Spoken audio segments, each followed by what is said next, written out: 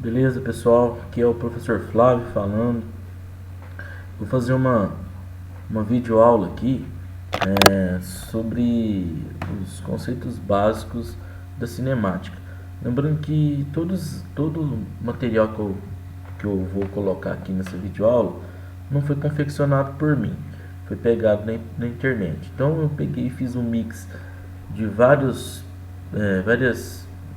coisas que eu peguei na internet e montei uma videoaula como revisão para a prova para os meus alunos. Bom, e essa aula é basicamente para o pessoal do primeiro ano, né? O pessoal pediu para eu fazer é, uma videoaula dos conceitos para eles, né? Para eles estudar.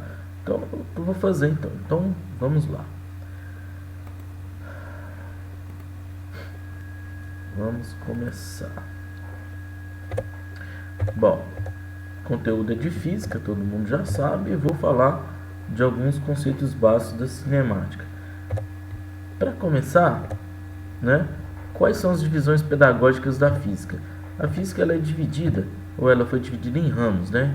A mecânica, a termologia, a óptica, a ondulatória, o eletromagnetismo.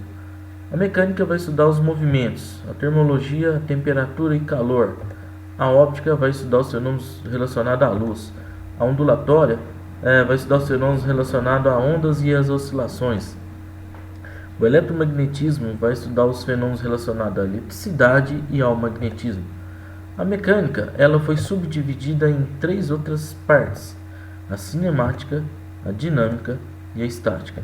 A cinemática vai estudar os efeitos dos movimentos. A dinâmica vai estudar as causas do movimento. E a estática vai estudar o equilíbrio dos corpos. Bom, basicamente nossa aulinha vai se atentar mais aos efeitos dos movimentos, né? Basicamente mais a cinemática. E tá faltando um ramo aqui da física que eu esqueci de comentar, a física moderna, né? A física moderna ela está relacionada com a nanotecnologia, com a relatividade, com a física quântica e etc. Beleza? Bom, a cinemática. Para a gente começar a entender um pouco da cinemática, a gente tem que conhecer alguns conceitos. Quais conceitos são esses? Bom, o conceito de móvel, conceito de referencial, conceito de movimento, conceito de repouso, conceito de trajetória, de ponto material ou partícula, de corpo extenso, posição e deslocamento. Para começar, então, vamos falar de referencial. De acordo com o dicionário, né, referencial é o que constitui ou que contém referência. Na física diz que uma estrutura idealizada na qual é possível realizar observações de fenômenos físicos, bem como descrevê-los e formular suas leis, podendo esta estrutura ser descrita abstratamente por um sistema de coordenadas espaciais e temporais. Então, referencial, né, de um modo geral, é tudo aquilo que serve de referência. Por exemplo, aqui, esse desenhozinho aqui, eu tenho um observador e ele está num sistema de referência, um sistema de referência. No caso aqui, um sistema cartesiano, né? Você tem o eixo x, y, z. Então, aqui você tem um sistema de referências. Bom, importante falar, quando os referenciais não aceleram nem giram em relação ao outro, eles são classificados como os referenciais inerciais. Caso contrário, eles são chamados de referenciais não inerciais, caso eles acelerem e girem em relação ao outro. Beleza? Bom, continuando. Conceito de movimento e de repouso. Um corpo vai estar em movimento, ele necessariamente tem que mudar na sua posição, né? Ele vai ter que mudar na sua posição, Quando o corpo está em movimento, ele muda a sua posição no decorrer do tempo em relação ao referencial. Então, para que haja movimento, é necessário que esse corpo, né, ele mude a sua posição no decorrer do tempo em relação ao referencial. Então, para que haja movimento, esse cara tem que mudar a posição em relação ao referencial. Beleza? Continuando. Um corpo para estar em repouso, olha só que interessante, um corpo para estar em repouso, a sua posição não muda no decorrer do tempo em relação ao referencial. Então, a diferença básica entre movimento e repouso é essa. Para que haja movimento, a posição do cara, do corpo, tem que mudar em relação a quem? A um referencial. Na física sempre nós teremos que adotar um referencial, porque sem adotar esse referencial não tem como eu falar se o corpo está ou não está em movimento, beleza? Então é necessário primeiramente definir-se o referencial. Um corpo só estará em repouso quando a sua posição não mudar em relação a esse referencial. Então basicamente é um conceito bastante tranquilo aí de entender, né? Um corpo vai estar em movimento ou não, dependendo do referencial, beleza? Não tem muito segredo nisso não. Bom, aqui está uma imagenzinha aí, né, tal. Se a gente for pegar esse cavaleiro aí, né, não sei se dá para perceber, mas ele lá no fundo ele está passando por algumas marcações, então significa que ele está em movimento em relação ao referencial. Mas uma coisa que eu quero deixar bastante evidente é que não existe um movimento e um repouso absoluto, porque depende do referencial, sempre vai depender do referencial. E essa imagem aqui vai dar uma ideia geral, mais ou menos, que eu pus em destaque aqui, ó. Por exemplo, vamos pegar esse rapazinho aqui, ó. Esse rapazinho aqui, né? Tá sentado aqui nesse monte, certo? Se você perceber, né? Esse ônibus tá deslocando aqui para a direita, tá certo?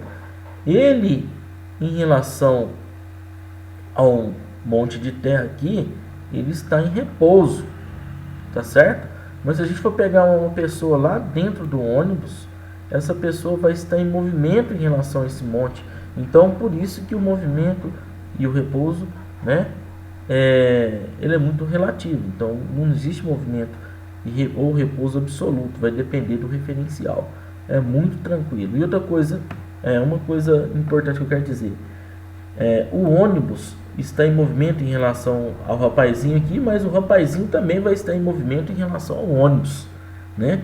Porque o conceito aí de movimento e repouso são conceitos relativos, então vai depender aqui do referencial, beleza? Então, o pessoal ficar atento aí que na hora da prova aí a gente pode cobrar esse tipo de coisa aí dos nossos alunos, beleza? Continuando então, conceito de móvel é qualquer corpo que pode se movimentar em relação ao referencial. Então todo corpo que se movimenta em relação ao referencial, ele é classificado de móvel. Fisicamente qualquer coisa pode ser considerado móvel, desde que você adote um determinado referencial. Outro conceito que eu quero falar é o conceito de trajetória, né? Trajetória nada mais nada menos é que o caminho descrito pelo móvel. Então, mas antes disso a gente tem que definir o referencial. Então, olha só, no mesmo movimento eu posso, adotando-se referenciais distintos, eu posso encontrar várias trajetórias. Por exemplo, eu posso ter uma trajetória retilínea, uma trajetória curvilínea e uma trajetória helicoidal. Se dependendo do referencial, eu posso ter uma ou duas ou as três trajetórias no mesmo movimento, beleza? Tranquilo demais, né, pessoal? Olha só que interessante, vamos observar esse desenho aqui. Se a gente analisar aqui, pegar esse camarada e imaginar que tem uma pessoa dentro desse avião, qual que vai ser a trajetória descrita pela bomba? O cara que está de fora aqui, ó, esse camarada aqui, ele vai observar a bomba caindo uma parábola, uma trajetória parabólica. Mas para o camarada que estiver dentro do avião, ele vai perceber que a bomba vai cair em linha reta. Mas por que isso acontece? Porque eu tenho dois referenciais diferentes. Eu tenho um referencial do homem que está fixo na Terra e um referencial de uma pessoa, né, de algo que está lá no avião, mas o avião está em movimento em relação ao homem. Então, fisicamente falando, né,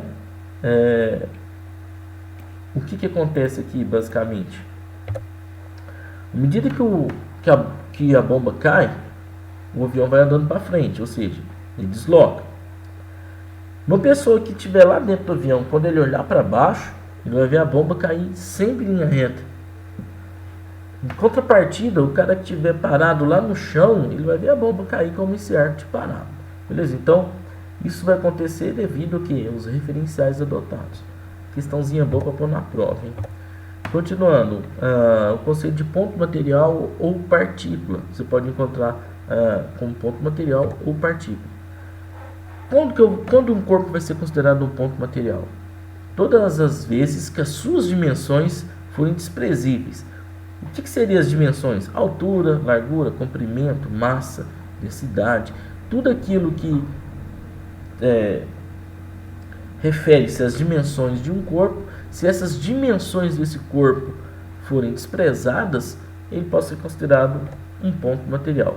E um corpo extenso? Um corpo extenso é quando essas dimensões não forem desprezadas.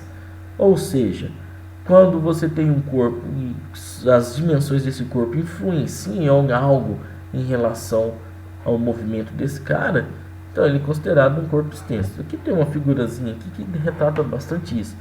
Se a gente for pegar um automóvel aqui, ó, vamos imaginar que é um automóvel aqui que tem aqui essas dimensões: 1,5 metro aqui de largura, 4 metros de comprimento e 1,2 metros de altura. Se a gente for pensar isso aqui no quarto da nossa casa, por exemplo, né, numa casa simples, esse carro é considerado como um corpo extenso. Mas se a gente for pensar numa rodovia, onde você vai sair de uma cidade A, e está indo para uma cidade B, né? Esse carro ele pode ser considerado uma partícula, porque as dimensões dele não vão influenciar em nada, né? O movimento dele em relação a essa trajetória aqui, em relação a esse referencial.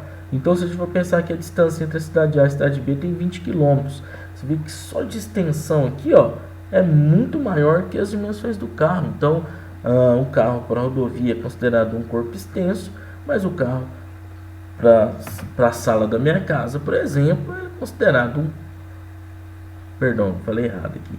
O carro na rodovia ele pode ser considerado uma partícula, né? E o carro para a sala da minha casa pode ser considerado um corpo extenso. É muito tranquilo isso aqui. Você tem que analisar o referencial que for dado para vocês. Então, se cair um treco desse na prova, né, já fica a dica aí. Você tem que analisar primeiramente o referencial. Beleza? Bom, posição, olha só. Esse camarada aqui chuta a bola. Vamos ver aqui, ó. Primeiro momento, a bola está nessa posição. Segundo momento, a bola está nessa posição. Terceiro momento, a bola está nessa posição. Num quarto momento, a bola está nessa posição e assim sucessivamente. Você vê que a bola ela ocupa, né, esses lugares aqui, essas posições na sua referida trajetória. Então, o que seria a posição? Posição, então, nada mais, nada menos é aí do que o local onde esse corpo está no espaço.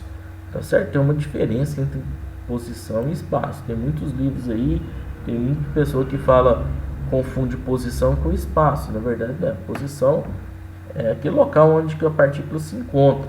E espaço já tem outra definição, né?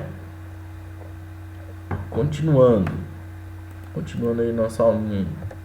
Bom, então chamamos de posição o local ocupado pelo corpo em relação a um dado referencial num dado instante, ok? Bom, se a gente for pensar aqui, ó, numa rodovia, quando a gente viaja, né? A gente viaja aí, a gente sempre encontra essas placas. Sempre a gente vê essas placas aqui, ó, nas rodovias. O que significa essa placa? O que significa essa placa? O que significa essa placa? Essa placa significa que você está a 37 km da origem dessa rodovia, né? Então, isso aqui é a posição onde você se encontra em relação àquela trajetória, né? Aquele referencial. Então, essa placa fala justamente sobre isso. Então, gente, não tem muito segredo não, tá? Se você prestar atenção, você vê que o negócio é bastante simples. Continuando. Bom, se a gente for imaginar aqui, ó, eu tenho uma trajetória orientada aqui, ó, né? Sempre é positivo nesse sentido aqui. Aqui eu tenho uma escala aqui de 1 metro. Aqui eu tenho a origem da posição, essa origem aqui, ó, que vai ser a minha referência. Essa origem vai ser a minha referência. Então, a esquerda aqui, ó, da origem eu tenho valores negativos, e a direita dessa origem eu tenho valores positivos. Então, essa partícula aqui, ó, em cada instante aqui, ó, ela ocupa um lugar. Primeiro ela está aqui, depois ela está aqui, depois está aqui. Então, primeiro ela está na posição menos 2 metros, menos 2, porque ela está à esquerda da origem, que é a origem das posições, isso aqui é a origem do espaço da posição, tá? Então está na posição 2 metros à esquerda dessa origem, e aqui está na posição 2 metros à direita dessa origem. Então, que eu tenho a trajetória orientada, que vai te dar uma noção, uma análise para você ver como que o corpo está deslocando, né? No caso aqui dessa figura aqui, o corpo está deslocando da direita para a esquerda, como você percebe aqui, né? Através desse negocinho aqui, ó. Então, muito simples, né? Bom, continuando a nossa videoaula. A única informação real que a posição S nos dá é o fato que o veículo se encontra naquele exato momento. É essa posição, e essa posição é sempre tomada como referência à origem, ou seja, sempre no quilômetro zero. Ou seja, então, sempre que eu vou ter a origem da posição. Deslocamento escalar, conhecido como ΔS. Deslocamento escalar nada mais nada menos é que a variação da posição sofrida pelo móvel ao longo de uma trajetória. Sempre vai corresponder à diferença entre a posição final da partícula, posição final, o pessoal confunde muito isso, e a posição inicial. Então vai ser sempre o fim menos o início. Então vai ser a posição final menos a inicial. Então tem que ficar atento aí. Mas como que eu calculo isso? Deslocamento é representado pelo delta, significa variação, delta S, S de posição, vai ser a posição final menos a inicial. Então, olha só no desenho aqui para você ver, né? Você tem uma trajetória orientada aqui em relação à origem, aqui eu tenho a origem, né? Eu tenho a origem, está a minha origem.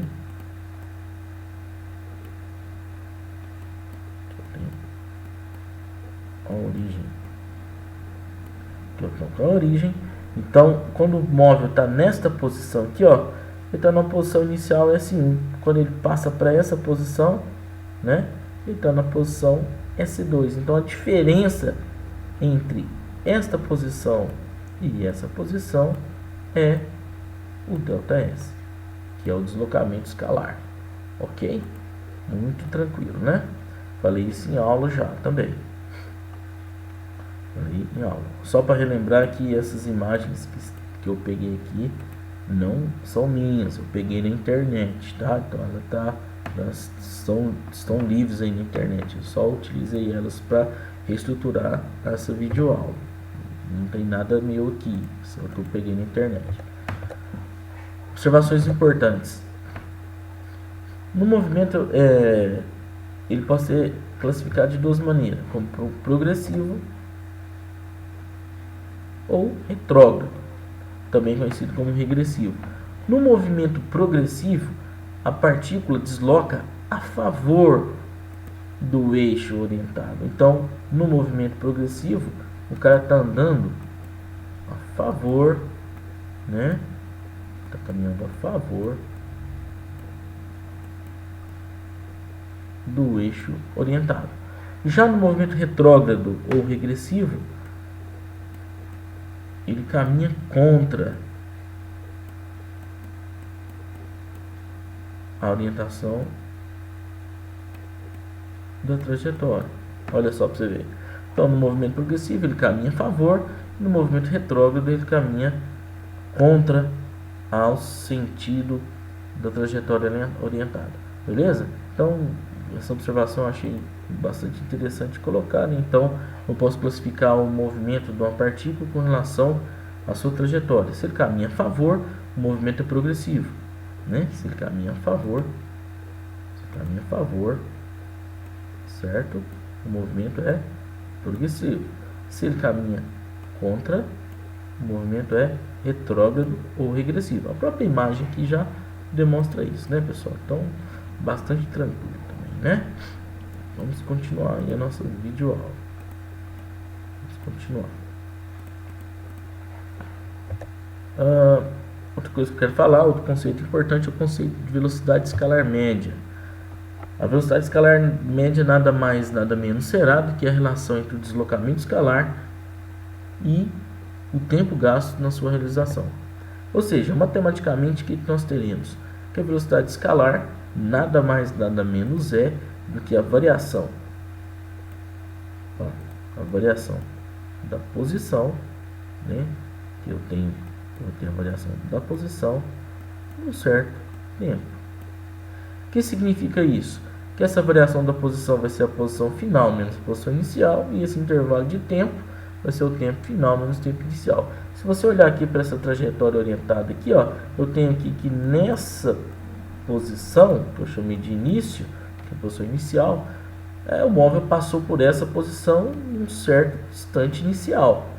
Aí ele passou por essa posição, né, num certo instante T2. Então a diferença entre a posição final e a posição inicial é o deslocamento, mas também eu tenho uma diferença entre o tempo, né, por onde ele passou pela posição 1 e a posição 2. Então a diferença desse tempo vai ser o intervalo de tempo. Então a velocidade escalar média nada mais, nada menos será do que a variação da posição pela a variação do tempo. A variação da posição nada mais, nada menos é do que o deslocamento. Então a velocidade escalar média é a velocidade escalar média vai ser a razão, o quociente entre o deslocamento escalar e o intervalo de tempo, beleza? Importante ressaltar, né, que geralmente estamos acostumados a utilizar o quilômetros por hora, né? O quilômetros por hora. Diariamente a gente, nos nossos automóveis aí, a gente vê a velocidade em quilômetros por hora, mas no Sistema Internacional de Medidas a unidade de velocidade é o metros por segundo. Então é necessário fazer uma transformação de unidade para que nós possamos trabalhar na física. Bom, então como que isso vai acontecer? Como vai acontecer essa transformação de unidade? Primeiramente, para transformar de quilômetros por hora, para metros por segundo, basta você dividir pelo fator 3,6. E para transformar de metros por segundo por quilômetros por hora, é só você fazer o processo inverso, você multiplicar pelo fator 3,6. Bom, mas e daí? Por que isso? Como que eu vou saber utilizar isso? Por exemplo, no exercício lá, se ele te der 72 km por hora e você quer transformar para metros por segundo, você divide 72 por 3,6, você vai achar o valor de 20 metros por segundo. Uma vez um aluno me perguntou se um móvel tivesse com a velocidade de 72 km por hora, ele era mais rápido que se o móvel tivesse velocidade de 20 metros por segundo. Bom, pessoal, apesar do valor numérico ser diferente, fisicamente falando, eles estão com a mesma rapidez, né? Então, o que acontece? 72 km por hora é igual a 20 metros por segundo. Então, os caras estão na mesma velocidade. Olha só, para transformar de metros por segundo para quilômetros por hora, você vai multiplicar por 3,6. Então, você vai pegar o 30 aqui, ó, vai multiplicar por 3,6, você vai achar o valor de 108 km por hora. Então, não tem muito segredo nisso não, mas você tem que ficar atento, porque a maioria dos exercícios da prova vai pedir que você expresse o valor da velocidade em metros por segundo. Então, corre o risco aí de você errar matematicamente. Então, fique atento. Uma coisa importante que eu queria ressaltar também, que existem as seguintes relações. Geralmente os professores aí dá a velocidade da partícula em centímetros por segundo. Só que eu quero ressaltar aqui para você não ficar, o povo fala que tem que decorar, não precisa decorar nada, mas olha aqui, 100 centímetros é a mesma coisa que 1 metro. Então 100 centímetros por segundo é a mesma coisa que 1 metro por segundo. Mas fisicamente, o que significa esse treco aí de metro por segundo? Essa relação entre metro e segundo, o que significa isso fisicamente? Significa que a cada 1 segundo a partícula vai andar 1 metro. Então, o que eu tenho é isso, fisicamente falando, que a um tempo de 1 segundo o cara vai andar 1 metro. Então, uma relação aí entre a distância, né? Entre o deslocamento e o tempo. Certo? E aqui está a explicação aqui como que nós chegamos nesse valor 3,6, né? 1 quilômetro tem 1000 metros, 1 hora tem 3.600 segundos. Você trabalhando matematicamente aqui você tem a relação. Então, passar de quilômetros por hora para metros por segundo, só você dividir pelo fator 1,6. Beleza? Então vamos lá, né? Aceleração escalar. Como que vamos escrever a aceleração? Se a gente pegar aqui a trajetória orientada aqui, ó, a gente pegar essa trajetória orientada, percebam que nesse ponto aqui, ó, o cara está com a velocidade V1, e nesse ponto aqui o cara está com a velocidade V2. Opa, o cara está com a velocidade V2. Então, quando ele passa por essa posição nesse instante, e quando ele passa por essa posição nesse instante que ele está com essa velocidade, e nesse instante ele está com essa velocidade. Então percebam que tem uma variação da velocidade da partícula. A aceleração nada mais nada menos será do que a variação da velocidade num certo intervalo de tempo. Mas tudo que tem delta significa que vai ter final menos inicial. Só que é delta V. Delta V, velocidade, o V de velocidade, delta de variação. Então vou ter uma variação da velocidade. Então vai ser a variação da velocidade final menos a inicial. O delta T nós já conhecemos, né, que é o tempo final menos tempo inicial. No Sistema Internacional de Medidas, a unidade para a aceleração é metros por segundo ao quadrado. Bom, aí você me pergunta, né, e daí? O que significa isso fisicamente? E fisicamente significa que a cada 1 segundo, deixa eu arrumar aqui, a cada 1 segundo vai ter uma variação de 1 metro por segundo. Isso que é essa relação metro por segundo ao quadrado. Então, num tempo de 1 segundo, o cara vai variar a velocidade dele em 1 metro por segundo. Então, quando eu estou referindo-me à aceleração, estou referindo a uma variação da velocidade num certo tempo. Beleza? Tranquilo, né, pessoal? Então, creio que com essas informações aí, os meus alunos aí, né, das escolas que eu dou aula, nesse bimestre agora, eles possam sair bem aí na prova. Continuando. Vamos continuar aqui, né? Tem a classificação para movimento de duas formas. Uma analisando o módulo da velocidade e outra analisando o sentido do eixo. Bom, eu vou explicar isso aqui para você. Então eu posso classificar o movimento como acelerado e retardado. Também posso classificar o movimento como progressivo e retrógrado. Então vamos analisar o seguinte. Olha só para essa primeira imagem aqui, ó, né? Olha aqui para o velocímetro do carro. Está tendo um aumento do valor numérico da velocidade. Então há um aumento do valor numérico da velocidade e o móvel está caminhando a favor do eixo. Olha só, o móvel está caminhando a favor do eixo. Então, quando há um aumento da velocidade, o móvel caminha a favor do eixo, né? Ele está caminhando aqui a favor do eixo. A velocidade dele está aumentando em valores, né? Então há um aumento da velocidade, a cada instante há um aumento dessa velocidade, e esse cara está caminhando a favor do eixo, significa que o movimento desse cara é acelerado. Como assim? Como que eu vou saber disso? Nessa situação, o sinal da velocidade vai ser positivo, porque o cara vai estar caminhando a favor do eixo, tá certo? E o sinal da aceleração também vai ser positivo, tá certo? Por quê? Porque vai ter um aumento no valor da velocidade para essa primeira situação aqui. Bom, agora vamos analisar a segunda situação na mesma figura. Olha só para você ver, há também um aumento da velocidade, porém o móvel, olha o móvel, ele está caminhando a desfavor do eixo. Ele está caminhando a desfavor do eixo. Nesse sentido aqui, ó, nesse sentido, o que vai acontecer? Há um aumento da velocidade em módulo, ou seja, em valores, só que o móvel está caminhando a desfavor do eixo. Se ele caminha a desfavor do eixo, o sinal da velocidade é negativo. Como a aceleração depende da variação da velocidade, o sinal da aceleração também vai ser negativo.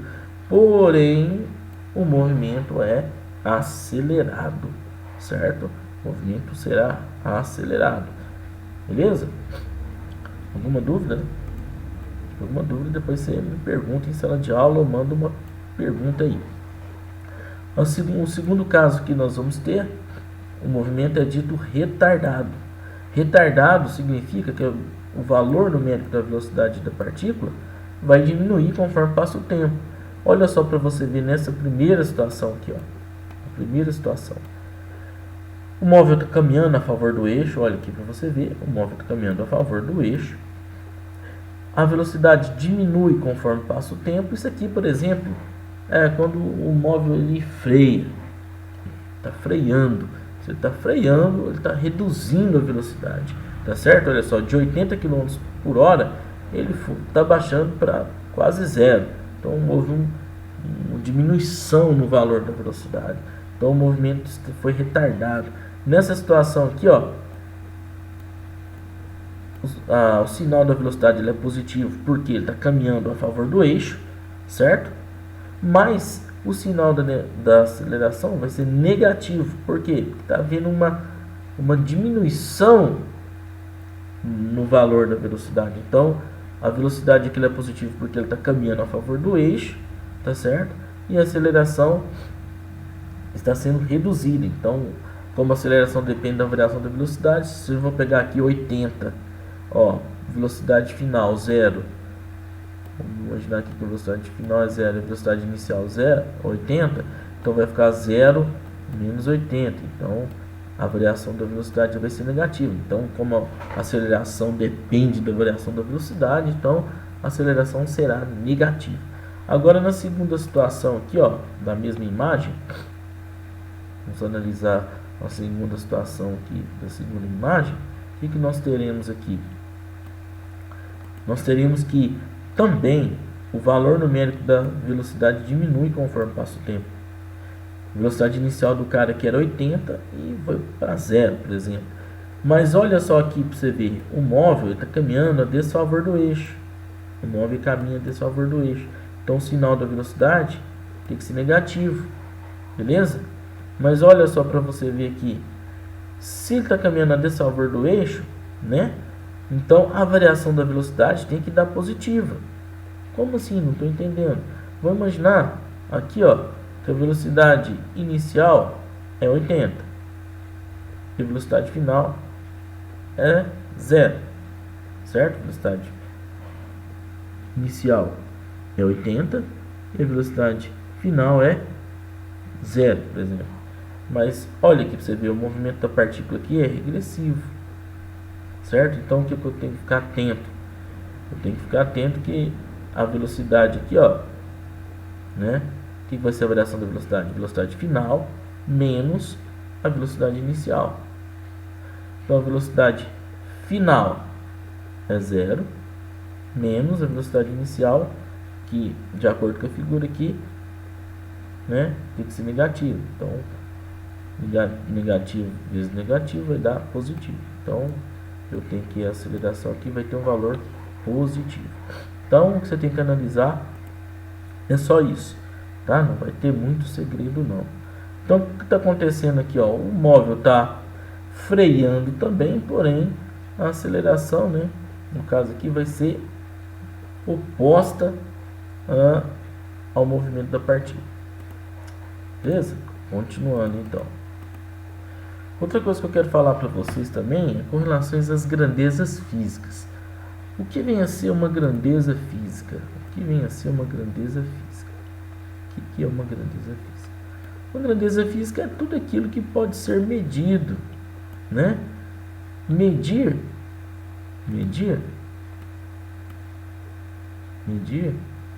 é o que? Comparar. Então, quando eu meço alguma coisa, eu estou comparando. Então, eu vou comparar. E aqui eu tenho vários instrumentos aqui de medidas. Ó.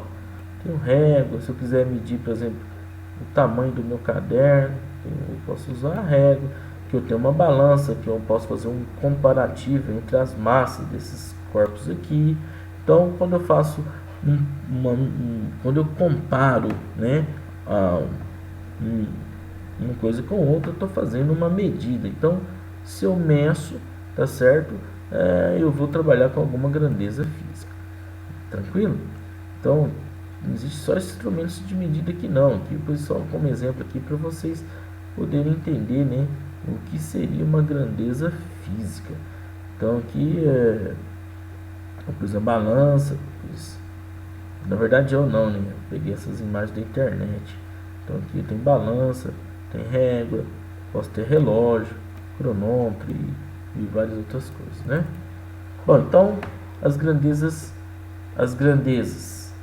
elas podem ser físicas ou não físicas. As grandezas físicas, elas podem ser classificadas como escalares ou vetoriais. As grandezas não físicas é aquelas que não podem ser medidas, né? Que não podem ser comparadas. Por exemplo, o amor. O amor é o exemplo de uma grandeza não física, que o amor é sentimento. Então, se o amor é sentimento, né, não tem como eu comparar o tanto que eu amo minha mãe. Não tem como eu pegar e fazer uma mensuração disso, medir esse negócio. Não tem como eu saber. Não tem como eu saber o quanto eu tenho paixão pela minha namorada, porque é uma grandeza não física. Então, não tem como eu medir. Então, vamos nos atentar apenas às grandezas físicas, que são duas, as escalares e as vetoriais. Beleza? Então, vamos trabalhar apenas com essas duas grandezas, as grandezas escalares e as grandezas vetoriais. Então, basicamente, eu vou falar para vocês, né, de tudo aquilo que pode ser medido, pode ser comparado, e essas comparações vai estar diretamente ligada aí com o que nós vamos aprender. Bom, então as grandezas escalares. As grandezas escalares, são todas as grandezas escalares, são todas aquelas grandezas que ficam definidas. Elas ficam definidas por um valor numérico, que é conhecido como módulo, e uma unidade de medida. Então, se eu tenho um número, mais uma unidade de medida, e essa grandeza fica perfeitamente definida por isso, eu tenho uma grandeza escalar. E quais são os exemplos de grandezas escalares que nós estamos trabalhando?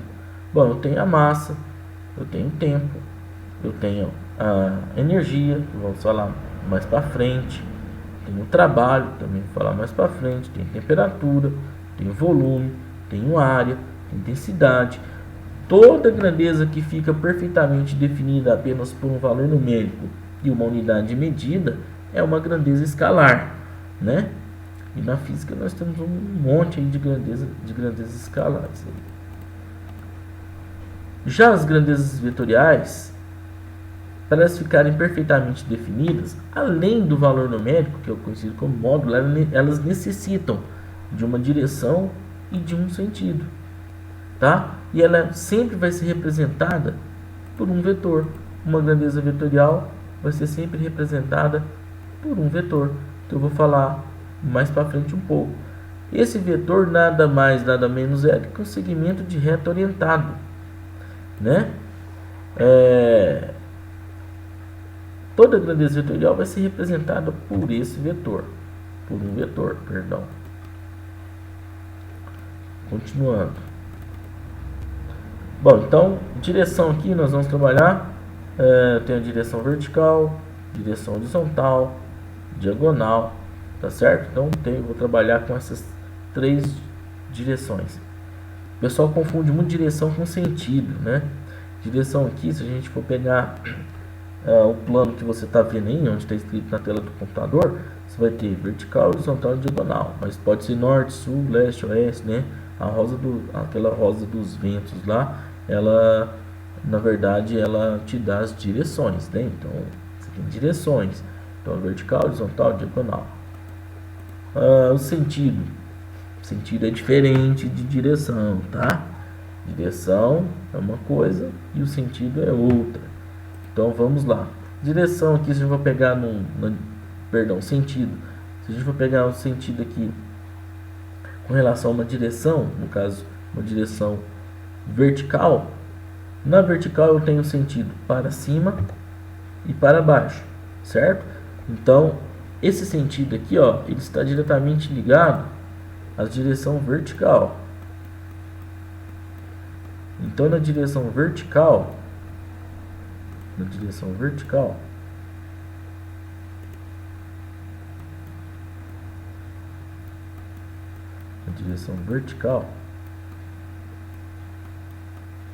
eu posso ter o sentido para baixo e para cima. Já na direção horizontal, eu posso ter os sentidos para a direita e para a esquerda. Então, olha só, na horizontal,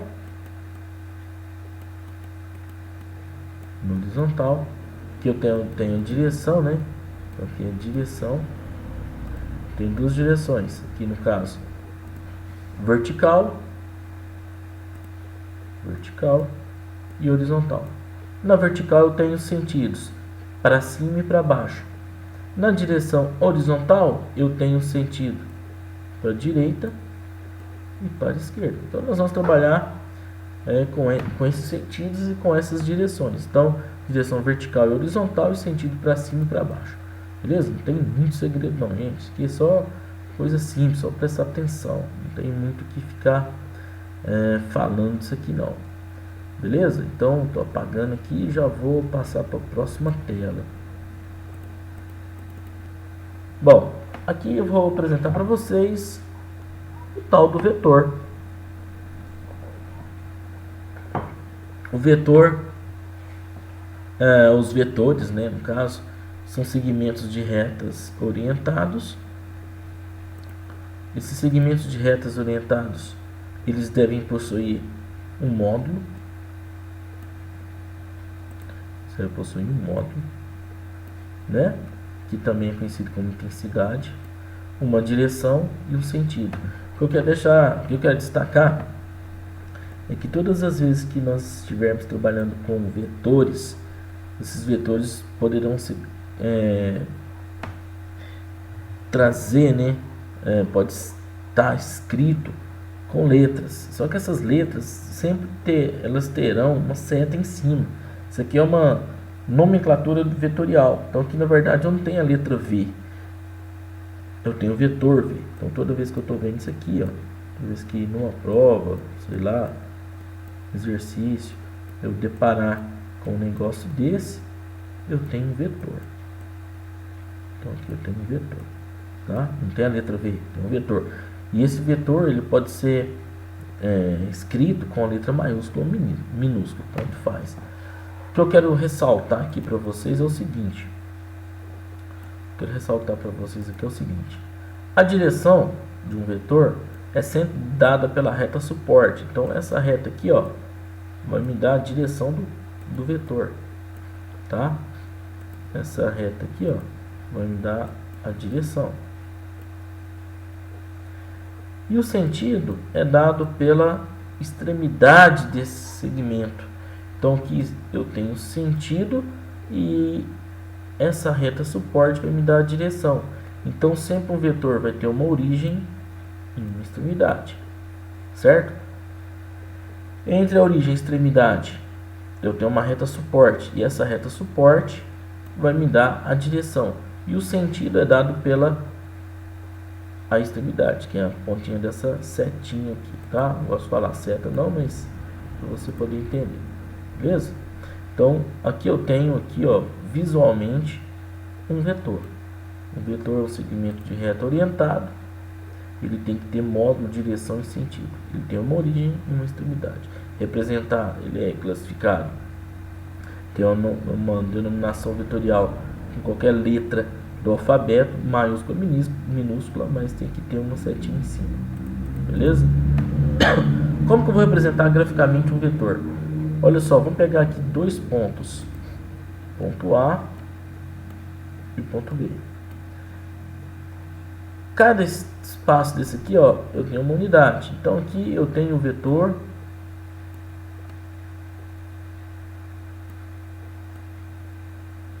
V, né? Cujo módulo é 3 unidades. Olha só, 1, 2, 3 unidades. A direção é dada pela reta R. Então a direção aqui no caso é horizontal e o sentido de A para B, ou seja, o sentido é para a direita. Então eu represento o módulo desse vetor pelo comprimento da seta. Então o comprimento da seta aqui é 3 unidades, então aqui eu tenho o comprimento da seta, então aqui eu tenho o módulo, né? Direção é dado pela a reta suporte, o sentido pela pontinha da seta. Então esse vetor aqui é o vetor V3U, cujo módulo é 3U, a direção é horizontal e o sentido é para a direita, ou seja, de A para B. Não tem muito segredo não, pessoal, muito fácil isso aqui, muito tranquilo mesmo.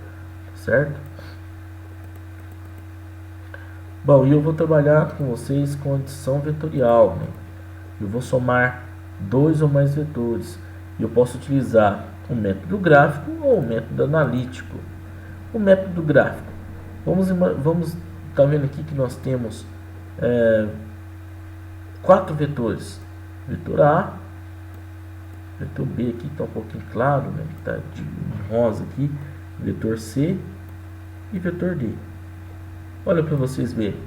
Esses 4 vetores, eles estão em sentidos e direções diferentes. Só o vetor A e D está na mesma direção, direção horizontal. Primeira coisa, como que eu vou somar esses vetores? Eu vou usar a regra do polígono. A regra do polígono consiste em ligar os vetores através das suas origens, unindo as suas extremidades. Então a soma desse vetor vai ser o final desse vetor, desses vetores será o vetor resultante. Por exemplo, aqui, ó, eu peguei como base aqui o vetor A, uni a extremidade dele na origem do vetor B, o vetor B está aqui, uni a extremidade do vetor B com o vetor C e unir a extremidade do vetor C com o vetor D. Então, o que está de vermelho aqui é o vetor resultante, que vai ser a soma vetorial do vetor A, B, C e D. Então, eu sei que o vetor resultante R será a soma do vetor A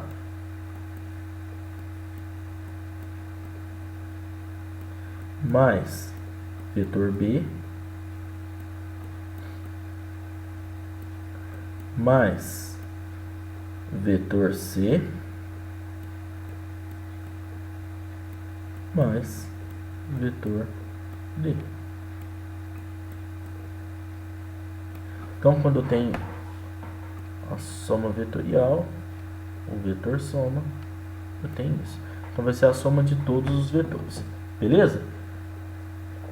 E essa primeira regra é conhecida como a regra do polígono, onde que eu vou unir extremidade de um vetor com a origem do outro vetor. Eu poderia ter pego qualquer vetor aqui, ó, para começar a regra do polígono. Aí pegou aqui o vetor A.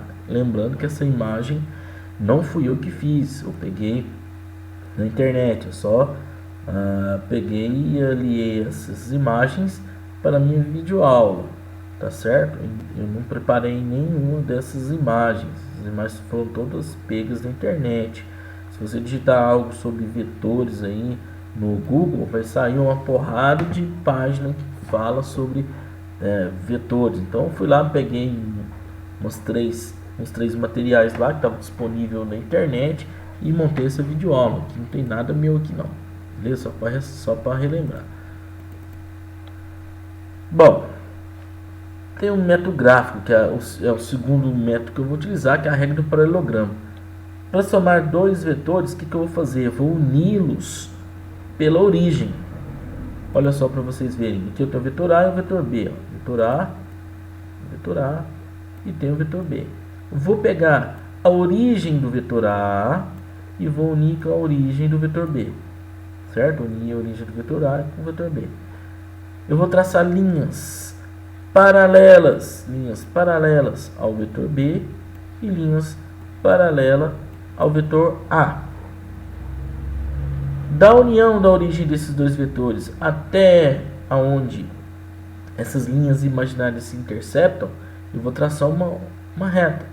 E essa reta, né, esse segmento de reta orientado vai ser o vetor resultante. O que será o vetor resultante? Vai ser a soma do vetor A mais o vetor B.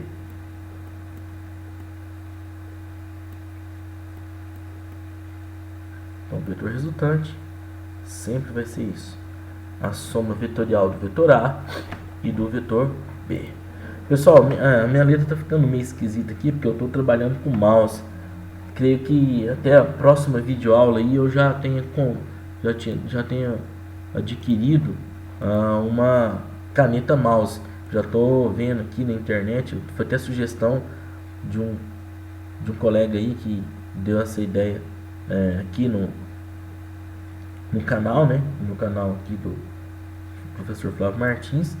E eu peguei, dei uma pesquisada e já estou sondando algumas canetas mouse aí para poder comprar, tá certo? Então creio que até na próxima videoaula aí eu já as letras, tudo que eu escrevi aqui vai estar um pouco melhor, tá? Então vocês me perdoam aí. Continuando, se a gente for trabalhar com outro método, tem o método analítico. O método analítico aqui, por exemplo, você vai analisar aqui, ó. Aqui eu tenho um barquinho aqui, tá certo? Eu vou analisar o ângulo formado entre os vetores. Tem o vetor A e o vetor B. O vetor C é o vetor correnteza e o vetor B é o vetor aqui, ó. O vetor C é o vetor correnteza e o vetor B é o vetor velocidade do barco. Perdão, vetor C é vetor velocidade da correnteza. Se a gente for pensar, os dois vetores aqui estão na mesma direção e no mesmo sentido. Quando isso acontecer, só basta eu pegar, né, for pensar pelo método analítico, só somar o módulo do vetor C mais o módulo do vetor A. O vetor B, perdão. Nessa velocidade da correnteza é de 3 metros por segundo e a velocidade do barco é 1 metro por segundo, eu somo o vetor C mais o vetor A e eu tenho o vetor resultante. Tá certo? Mas se a gente for pensar no método gráfico, eu vou unir a origem do vetor B com a extremidade do vetor C e eu vou ter o vetor resultante. Não esqueça a gente fazer o que eu falei anteriormente ali. Bom, olha só aqui para você ver. Aqui eu tenho um avião, né? Um ângulo formado entre os dois vetores. O vetor... Opa, aqui está errado. Aqui. Como não foi eu que peguei esse, foi eu que fiz. Então aqui eu tenho o vetor vento e o vetor velocidade do avião.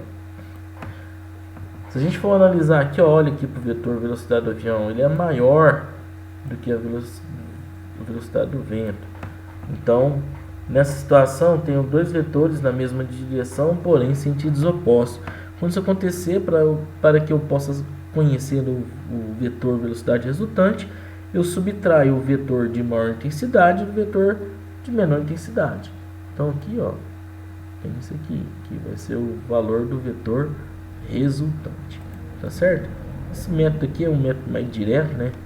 Mais simples de você entender, dá para você utilizar tranquilamente aí, tá? Continuando, vou dar uma aprimorada na regra do paralelogramo, né? Vamos imaginar aqui dois vetores, o vetor B e o vetor A. Vou falar detalhadamente o que eu fiz para poder calcular o módulo do vetor resultante. Primeiro, vamos traçar o vetor A e B com as origens coincidindo no mesmo ponto, que foi o que aconteceu aqui, ó, nesse ponto, origem comum entre eles. E pela extremidade do A, vamos traçar uma linha paralela, tá? AB, foi o que eu falei anteriormente, e pela extremidade do vetor B, vamos traçar uma linha paralela ao vetor A. O vetor resultante será obtido através da união da origem dos dois vetores e no encontro dessas retas paralelas, dessas duas retas paralelas aos dois vetores, foi o que eu falei anteriormente. Então, lembrando que o vetor resultante sempre vai ser a soma vetorial do vetor A mais o vetor B. Porém, o módulo do vetor resultante, ou seja, o valor do vetor resultante, vai ser calculado através desta expressão, que é conhecida como a lei dos cossenos. A lei dos cossenos me diz o seguinte, que o vetor R ao quadrado é igual ao vetor, o módulo do vetor A ao quadrado, mais o módulo do vetor B ao quadrado, mais duas vezes o módulo do A, vezes o módulo do B, vezes o cosseno do ângulo formado entre os vetores A e B. Essa letrinha grega aqui, ó, é o θ, tá? É uma letra grega, o θ. É o θ, certo? θ, que é uma letra grega, que vai estar representando aqui o ângulo formado entre os dois vetores, ó. O ângulo formado entre os dois vetores, A e B, beleza? Vamos continuar então. Agora vou pegar e vou dar alguns exemplos, né, com número para vocês poderem entender o que está acontecendo aqui. Bom, então vamos lá. Vamos ver alguns casos aqui, ó. Por exemplo, quando o vetor A e o vetor B têm o mesmo sentido, ou seja, ó, além do mesmo sentido, eles têm a mesma direção. Olha só, o vetor B e o vetor A está na mesma direção e no mesmo sentido. Então o ângulo formado entre eles é de 0 graus. Certo? Se a gente for jogar aqui na regra da lei dos cossenos, o cosseno de 0 é igual a 1, é tabelado esses valores, tá? Então o que eu tenho aqui, ó, que o módulo de A ao quadrado mais o módulo de B ao quadrado, mais duas vezes o A vezes o B, vezes o cosseno do ângulo 0, que é igual a 1, né? Trabalhando matematicamente aqui, ó, eu vou obter isso aqui, foi o que eu falei para você, igual lá no método analítico. Você tem dois vetores na mesma direção e no mesmo sentido, é só você pegar e somar esses dois vetores, né? Você soma o módulo do A e o módulo do B.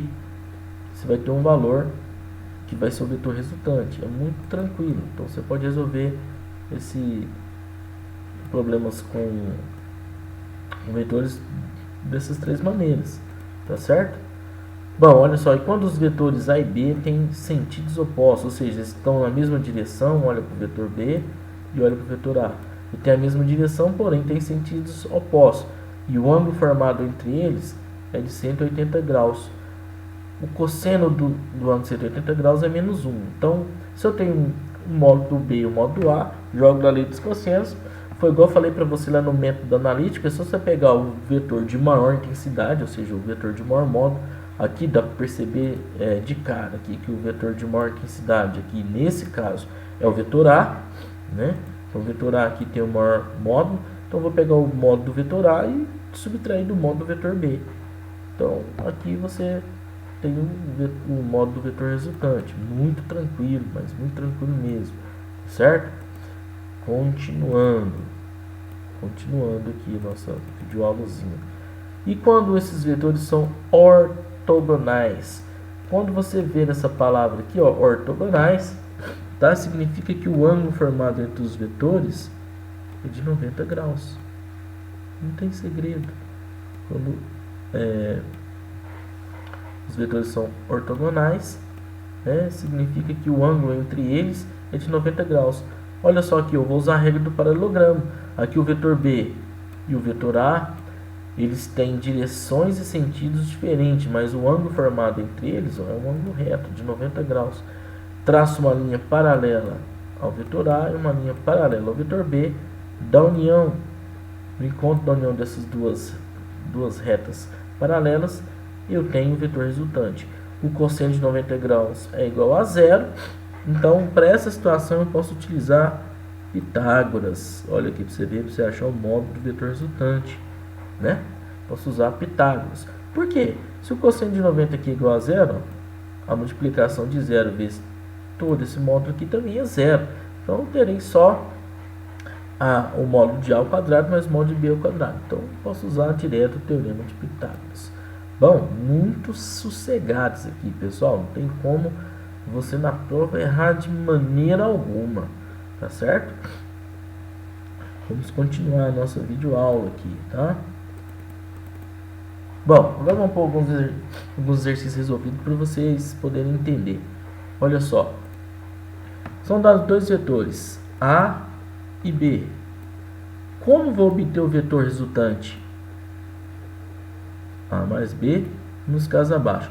No caso aqui, ó, ele está pedindo duas coisas, só que não está explícito aqui. Primeiro, o vetor resultante A e B, e depois o módulo do vetor resultante, né? Como eu falei, eu peguei essas imagens aqui da internet. Então, olha só, o módulo do vetor A é 3, o módulo do vetor B é 4. Olha para os vetores A e B aqui, estão na mesma direção, ó, mesma direção e no mesmo sentido. O que eu faço? O ângulo entre eles é de 0 graus. É só pegar e somar vetorialmente o vetor A e o vetor B, né? Aqui eu tenho o vetor resultante, já está aqui. Quando eu quero calcular o módulo do vetor resultante, eu pego o módulo do A e somo com o módulo do B. Então, no caso aqui, o vetor resultante vale 7 unidades. Ok? Muito fácil aqui, muito tranquilo. Ah, professor, na prova vai ter um treco assim? Vai ter um treco assim, como eu sempre falo para vocês. Bom, segundo caso. No segundo caso aqui eu tenho dois vetores, o vetor A e o vetor B. Olha só, pessoal, os dois vetores, eles estão na mesma direção horizontal, porém o sentido desses vetores são opostos. O vetor A está para a direita e o vetor B está para a esquerda. Então o ângulo entre eles é de 180 graus. Certo? Utilizando lá o método analítico já de cara, né? Qual que vai ser o módulo do vetor resultante? Vai ser a diferença entre o vetor de maior intensidade e o vetor de menor intensidade. No caso aqui, o maior intensidade é o A, o menor intensidade é o B, então vai ser A menos B. Olha só para você ver, vetorialmente falando, eu vou pegar o A e subtrair do B, então esse vetorzinho petitico aqui, sempre o vetor resultante. Outra coisa que eu quero ressaltar, o vetor resultante sempre estará na direção e no sentido do maior vetor, no caso se eles estiverem na mesma direção, tá? Então olha só, o vetor resultante R aqui vai estar na direção e no sentido de A, então o módulo dele vale 1 unidade. Já no caso aqui do vetor C, o vetor A, ele é ortogonal ao vetor B. Quando ele é ortogonal ao vetor B, tá certo? Eu aplico Pitágoras direto. Logo, então, o módulo do vetor resultante é igual a 5 unidades. Não tem segredo não, pessoal. É muito fácil esse trem. É muito fácil mesmo. Certo? Vamos continuar. Ver aqui o que tem aqui pra gente. Agora, olha só. Dados os vetores A e B, o módulo de A e o módulo de B é igual a 20 unidades, obter o vetor resultante. Aqui o problema já pegou e já deixou os vetores já unidos pela origem. Então eu posso utilizar o que? A regra do paralelogramo, se eu quiser achar o vetor resultante. Olha aqui para vocês verem. Eu vou traçar linhas paralelas aos vetores A e ao vetor B. O vetor resultante vai ser aquele vetor que sai da origem do vetor e vai até a extremidade dessas linhas imaginárias. Utilizando a lei dos cossenos, sabendo que o cosseno de 120 graus é menos meio, né? O módulo do vetor A é 20, o modo do vetor B é 20. Então aqui, ó, eu vou ter toda essa parada aqui. Então o modo do vetor aqui, 20 ao quadrado menos 20 ao quadrado, então o modo do vetor resultante é igual a 20 unidades. Pessoal, isso aqui é uma aplicação direta, tá? Isso aqui é o que cai em prova. Não tem muito segredo não, tá? Se você prestou atenção aqui, a probabilidade de você sair bem na prova é muito grande. Bom, e por hoje estamos encerrando aí mais uma videoaula. Espero que eu tenha contribuído aí para o seu conhecimento. E qualquer coisa aí, qualquer observação, vocês podem deixar escrito aqui embaixo. E no mais, muito obrigado e até a próxima.